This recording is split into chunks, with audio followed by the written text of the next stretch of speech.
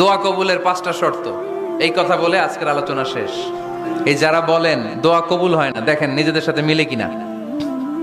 এই 5টা শর্ত যদি পাওয়া যায়, মুহূর্তেই আপনার দোয়া আরশে যে নক করবে। 1 নাম্বার শর্ত আকলুল হালাল, হালাল খাওয়া। কি খাওয়া? আমরা দুইটাই খাই, হালালও খাই হারামও খাই। বেশি খাই কোনটা? হ্যাঁ, কি খান? আমি কই নাই কিছু, আপনারাই কইছেন। নিজের উত্তরে নিজে ধরা না। হারাম খেলে তো দোয়া কবুল হয় না। লা ইয়াদখুলুল জান্নাতা জাসাদুন গুযিয়া বিল হারাম।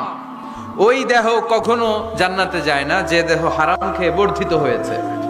কেন দোয়া কবুল হয় না? মিলিয়ে নেন নিজের জীবনের সাথে, জাস্ট একটু মিলিয়ে নেন।